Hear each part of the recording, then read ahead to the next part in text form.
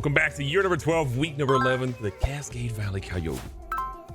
Now this week, after a monster blowout against Purdue, which is a team that has given us fits in the past, we are facing a very, very bad UCLA team as well. They are 4-5 in the year, 3-3 in the conference. We are 4-1 in the conference. We're feeling really good about ourselves right now, but we should absolutely dog walk this team. And if we don't, and kiss everything goodbye. Now, from a recruiting standpoint, not a lot has really changed for us. We are pretty much still in the same exact position we've been with a lot of these guys, just kind of waiting and waiting and waiting for them to sign. But things are getting a little bit more competitive as some of these teams have had guys break the lock and then ultimately see what they can ultimately get. I feel really good. These guys should be signing over the next 2 weeks, especially before we hit conference week. We should have this list dwindled down to under 5, in my opinion. But we did end up signing David Redding. He's not the middle linebacker we're hoping to have. We obviously want Mr. Jarvis King to be that guy. We're also hoping that Marshall LaChapelle decides to ultimately sign at some point with us. But for now, we are really happy about getting David Redding. To recap some of his stuff really quickly, we can see he's got 80 speed, 93 acceleration, 90 tackle, 85 pursuit, 83 play rec. This is a dude that can get it done. 81 block shedding. If we don't have space for him at middle linebacker, he could play kind of an edge rusher for us at some point. Not super fast, but in my opinion, fast enough and high acceleration, he can get the job done. For those asking as well, our recruiting class is still very good, but no longer number 1. Georgia has got a lot more recruits than us. They have 5 more at this stage, so they have a little bit of a higher ranking than us. But if we get Marshall LaChapelle, this is pretty much a knockout number 1 class for us. We have 3 5-stars, 6 4-stars, 2 3-stars with Georgia. 8 4 and 3 stars. They're feeling pretty good about themselves, but I like our class better. Now for the Heisman voting, Tyrell Brown didn't move at all, but the mover this week was Mr. Dylan Gill, a junior power running back out of Florida State University, obviously not in the National Football Playoff Championship, conversation. But 232 rushing yards, 5 rushing touchdowns, 3 receptions for 88 yards. I get why he's there. Again, we didn't have the greatest game for Tyrell Brown, 57 rushing yards, 74 receiving yards, and a touchdown. But I think they kind of realize that he's still very talented. And he still has a chance, but he's got an uphill battle against guys like Caver and Steen. And while Tyrell Brown didn't drop, we dropped from 8 to 9 in the College Football Playoff ranking, which is not good. Considering we blew out a really bad team, I thought we'd get a little bit more respect. But what happened is that Troy, who was 7-0 or 6-0 at the time, wins a game against USA, and now they're 7-0. They moved from 11 to 6. There's a lot of favoritism here, a lot of really bad teams in the top. Troy is not a good team. Louisiana Tech is not a good team. SMU is an okay team, and Cal is kind of an okay team.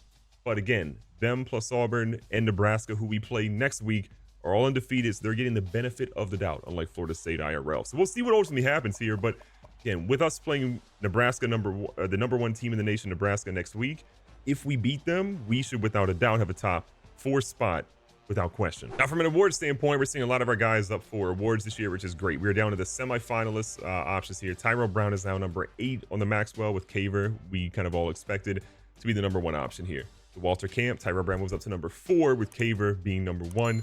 The Bednarik, Christoph Houston, the best linebacker in the entire country, in my opinion. 44 tackles, 17 tackles for loss, 2 assisted, 4 sacks, a forced fumble, 2 interceptions. He has been that guy. Rodriguez Gibson also behind him, 5 interceptions in the season and a really good year overall. The Nagurski, again, Christoph Houston. No one's surprised here. The senior is incredible, but shout out to this dude from Penn State, Ruben Kando.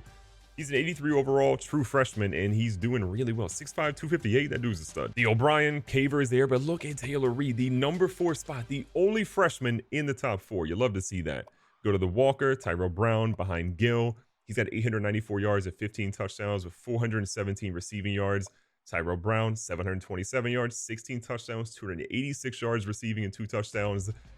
This has not been the season we thought from Tyrell Brown, but he's still getting respect from the committee. The Bolitnikoff, the fact that we don't have a guy here, I thought Jay Bohm might be up for the award, but we're not really seeing any respect to Jay Bohm. It is what it is at this point. Mackey Award, McBride's down there number 8. The Outland Award, we have nobody here in the top 10. The Remington, no one there in the top 10. But with how our offensive line has played, I am not surprised. There should not be any love and admiration for our offensive line this year. The Lombardi, Kando is above Odiari. Odiari's had a great year, but Kando right now, the right end, is doing very, very good for Penn State. And the best linebacker, Christoph Houston, we know this one. This is without a doubt. Thorpe Award, Rodriguez Gibson, best corner in the nation. Mikel Lanier right there at safety at number 3. And then the Groza, we have no love because we don't really kick over here in Cascade Valley. And the Guy Award, Shepard. The 8 times he punted this year have all been great. You love to see it. Best returner, I thought this might be a year we have a little bit of love, but unfortunately it is not. The Coyotes are ready to take on UCLA today, and okay. I mean, I don't know if Tyrell Brown forgot to give somebody something for the holidays or whatever, but I feel like this team does not block. Oh my God. That was almost terrible, incredible. Third down, 12 yards to go. Taylor Reed again had a monster performance last week, and he goes right back to the dude who helped him get that one. As J-Bone picks up where he left off at 21. And I'll be honest, if it weren't for that little shoestring tackle, that might have been going for a whole lot more. Taylor Reed got a chance to turn up the sideline and gets lit up out of bounds, but we got to do a better job of protecting it. Press coverage on Butler on the outside. Reed, quick adjustment because of that. All that just to get it to Jay Bohm, who's breaking ankles down to about the 25-yard line. Even though the passing game has been cooking, our goal is to still involve Tyrell Brown. If we get too one-dimensional, it's going to be really easy for teams to shut us down. Brown here, another great run. Look, 9 yards. We will take that every single time from him. You got to feel bad for Brown, though. Every single comparison you see is just last season you did this. Last season you did this. At some point, he wants people to talk about his current season, but it just hasn't been good enough to really be talked about. Now, Roderick Johnson getting himself inside the 10. What a great grab and run. But what you're likely seeing more than probably any season before is that we're going back to a running back by committee standpoint. We have got to make sure that we have lightning and we have thunder. And it's been better than what we had before. We just relied on Tyrell Brown. I think, honestly, one of the best comparisons for Tyrell Brown is going to be Miller Moody, a dude that was super electric, super good out there, but he just wasn't an every down back. But you know who is every down available? Chris Mack. Now, I don't quite have a sense for how many passing touchdowns we've seen so far this season from Taylor Reed, but I got to imagine at some point he's going to be passing legendary players in Cascade Valley history, and Simmons got to get his head on a swivel. Go up for that ball. UCLA's got to be feeling good. One play and a whole lot of yards. They go right back here to the halfback. He's going to break a tackle, breaks another one, and finally Manjiro brings him down. Second and short, UCLA has stayed in the pistol pretty much the entirety of this game. They go back to Vincent Bradley, 2 first names, and he's got a first down. Under center for the first time, I believe, today. They go to the right-hand side. Christoph Houston is there. All-American. Should be award-winning linebacker. One of the best to ever do it. Back in shotgun here. They throw a little underneath, but we got 2 guys covering that one. Trying our best to get to the quarterback here. He's got a lot of options. Throws one underneath. Manjiro not great in coverage. More of a liability. And Rodriguez Gibson brings Maurice Coley down, but he's inside the 5. First and goal. Little halfback toss here. We got multiple guys in the vicinity, and what a hit. The combo of Houston and Lanier brings them down. A lot of guys trying to shut down this UCLA offense. They've had a really good drive so far. The QB's going to keep it, and no one is covering Mallory. An unfortunate sequence there, but UCLA is going to even this game right up. Third down and goal. We just got to keep him out of the end zone here. The fake bubble screen. We're scared. And luckily, we're going to get a play by Desmond Simmons to stop them from getting what would have been a touchdown. Now, college kickers can definitely shank a football, especially from the hash marks. They're a lot more wide than in the NFL, but this should be a pretty easy field goal kick. Pretty much down the middle. It is UCLA takes the lead early. We're in a little bit of an upset alert here, but UCF beats SMU. So that means that SMU should fall back a little bit, giving us potentially a chance to go back up into that top 5, assuming we can hold on for a win. 2 running back set. Reed back in the game. Seems to be feeling pretty good right now. They got a little bit of Kevlar on the young fella, but it would help if our running game was better. Taylor Reed uncorks one. He's got Smith down the field, and Smith is going to haul one in down to about the 41-yard line. It feels good to know that we have a quarterback, even as a true freshman, that is not afraid to throw that ball deep in the field and throw it with accuracy. It's been one of our biggest frustrations each year. And look at Tyrell Brown. I talked about him a little bit earlier, but he is averaging about 6-7 yards per carry now. Okay, 5 yards per carry, I lied. But it's still good. Second and short for Brown. A big test, but I do believe he got the yards. They say he did. Kel Smith getting press covered on the outside again. And it doesn't matter because they blitzed and we had nobody to pick it up. Tyrell Brown has got to put a body on a linebacker. You got to remember, we are not a team that likes to kick field goals, mostly because we cannot kick field goals. We don't really have a lot of guys that can get the job done there. Again, seeing him deep. Jeremiah Butler, who has been a fiend for the end zone. Needing a big stop here. Mallory under center. Trying to get some pressure on him. He throws one on the run. It's going to be picked off by Rodriguez Gibson, who is trying to get in the end zone. Rodriguez Gibson moves 1 interception closer to Mike Hemphill's record at Cascade Valley. And ladies and gentlemen, he's got a chance. Mallory got absolutely just run out of the backfield there, threw a bad play, and Gibson took it to the house. You love it. He's fired up right now. Presley moves over in motion here. Houston and company trying to stop the run. Again, he's blocking from UCLA today has been elite. I don't know what this man is zigzagging for, but he picks up 29. Set in the house here. Houston and company can't quite get there. The angles that this running back are taking right now are just electric. We're trying whatever it takes to really get into the backfield and stop what UCLA's been able to do, but it's just not quite there at this moment. Oh, they're in the Wildcat. Everybody get up. Ooh, this ought to be interesting.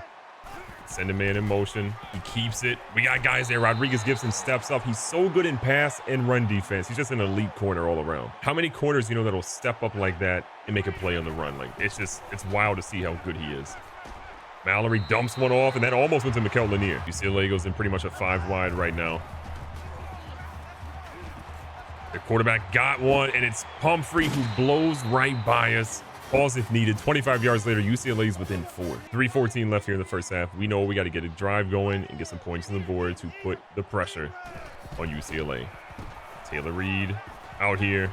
Throws one. Close, but it's return of the Mac, getting right back to the ball. Taylor Reed not quite having the 300 yards of offense he had against Purdue in the first half, but he's still been very good so far today.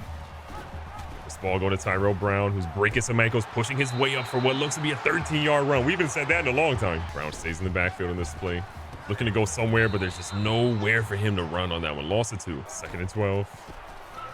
Mikel Smith is out here. We got a deep ball from Reed to Smith, and this man continues it towards 46. Keep him on the field every time because we love to see it. Trying our best to have a QB contain going on right now.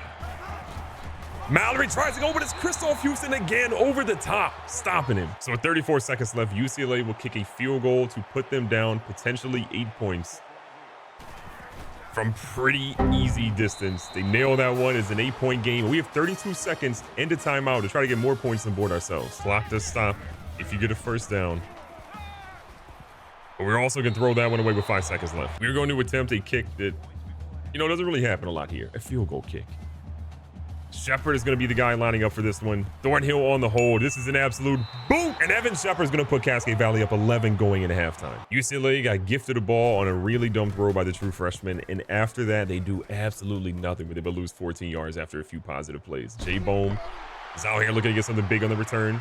He's been solid. He's not turning these to the house, but he is making this ball pretty far down the field, 25 yards on that. He's figuring out the punt return game. And honestly, Bohm takes a lot of slight the fact that he wasn't listed for best returner. He doesn't have the touchdowns. Honestly, we get that, but he should still be getting some sort of recognition on that list. And the fact that he's not, it pisses him off. It's like he's catching this ball. Another first down for Bohm. 11 yards on that one. Oddly enough, though, it's been kind of a quiet game for Bohm. 3 for 55 is not really what we're used to seeing from him. And Taylor Reed says, I'll take these 2 yards. That's what we would get if we ran it with our running back. A tough one for Bohm. Thrown in traffic. He gets hit immediately as his hand gets on it. 2 for 4 on 3rd down conversions. This is not going to get it done. We have to be better than what we've been today. And Reed knows it. Quick adjustments here. Sees this guy in the curl route. Mikel Smith. Great catch, and he's got the first down. This drive has been a good one, but we got to make sure it ends in points for Cascade Valley and just cannot get run blocking established. This has been the worst year for running we've had in a long time. 3rd quarter is winding down here. Last play coming up, and it's hopefully going to be a successful Tyrell Brown run. And honestly, it is. It's about time. What we would love to get here is a 100-yard rushing game from Tyrell Brown, but it is going to require him to get some big runs because we're not going to give him the ball 20 to 30 times a game. He's going to have to run this ball 10 to 15 times and be successful with that. Reed back under center. Sees this guy here in Butler, and Butler is down at the 1. Could have went either way, in my opinion. Tyrell Brown looking to get in the end zone.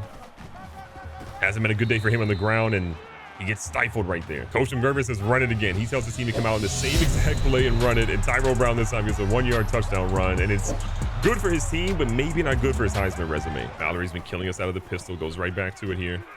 Got a guy in the corner route. Rodriguez Gibson's going to get it, and he gets a foot in. That is going to count. Another interception.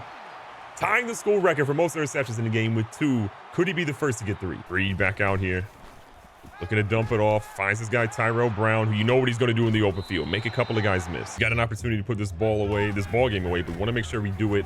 We're getting Tyrell Brown some opportunities, but UCLA knows we want to shut the run game down. Everybody watches that dude with a target on his back. Big 3rd down. Underneath, though, is Chris Mack, and you know what he does. Get first downs in tough situations. Handoff goes to Brown here. Looking to find some room, and there's just not much, but look at Tyrell Brown push forward. We haven't seen that in a minute. Still going to be passing. We want to keep UCLA on their toes here. Jay Bohm with a tough catch across the middle gets that first down. Another good game for Reed. 300-plus yards passing, 3 touchdowns, and 1 interception again. We'll chalk up to being a freshman. Try and get a little wild with it, thinking you're the gunslinger, but still, it's been a good game from Reed at quarterback. Where Derek Johnson comes in. Taylor Reed is going to get the first down. I mean, he can boot, scoot, and boogie a little bit of short yardage stuff. He's faster than he looks. In the pistol again. Brown getting an opportunity for a run. Not much, but look, at least he's steadily getting 4. He's not getting 1 or 2 yards like previously. Well, Derek Johnson back in the game. We hit him with the play action, trying to catch him off guard a little bit. Nice little float, beautiful ball from Reed to find McBride in stride. It took Joe McBride until the 4th quarter with a little over 3 minutes left to get his first catch of the game, but that dude's been throwing great blocks all game long. Tyrell Brown looking to get something. He just needed a block, and if he got it, he's in the end zone, but instead he gets -7 yards. 2nd and 17 for Derek Johnson. He gets a yard. Done a really good job of chewing the clock. 13 plays on this drive. Reed throws one. He's going to find Butler, and Butler finds ways to stay open. 20 yards on that grab, and we still are cooking. Butler slides in motion. Halfback toss here to Brown, but again, he's just not getting blocking from wide receivers. They make a decent attempt at blocking. He's in the end zone. 2nd and goal. Reed got his guy. It's Mikael Smith, 8-yard touchdown reception in Cascade Valley with a 40-burger. So Tyrell Brown honestly did a couple of yards late in garbage time that got him over 100 this afternoon, but still Taylor Reed, 4 touchdowns, 300 plus through the air, only 6 incompletions on the afternoon. True freshman's carrying this team. Recapping the stats, Taylor Reed again. You saw the stats on screen just a second ago, but he balled out. You love to see a true freshman take the team and carry them like he's doing right now. He's going to be a Cascade Valley legend, I can already tell you. From a rushing standpoint, Tyrell Brown, 25 for 121. He ran a little bit more than we probably thought. 4.8 yards per carry is not exactly ideal from a guy that is known as a speed running back, but still. Good production, didn't turn the ball over, was important for us throughout the game. In the air, usually it's Jay Bohm sitting at the top, but today was Mikael Smith, 5 for 127, 2 touchdowns. Chris Mack returned to the Mac with 540 and 1 tutty. Jeremiah Butler, 4 for 106 and a tutty. It is crazy to live in a world where we have 2 receivers going for over 100 yards each game in what feels like almost every single game. We finally have a potent passing attack, but our running attack sucks. And then Bohm, 4 for 61. Doesn't really help out his Heisman odds, but still an absolutely impressive game by him. Defensively, Manjiro leading us in tackles, tied with Simmons, Rodriguez Gibson, who in my opinion is the player of the game, and Mikel Lanier. From a sack perspective, we only had 1 today. Brian Wilkins says, I'm going to do it myself here. Interceptions, we had Mr. Rodriguez Gibson getting 2 today, inching him closer and closer to Mike Hemphill's school record of, I believe, 19 over the course of his career. Can Rodriguez Gibson get to that number? I don't know, but I am happy to see him balling out like he is because we need defense like this to make sure we keep pushing for national championship. Be safe, be smart, tell somebody you love them. Catch you guys on the next one.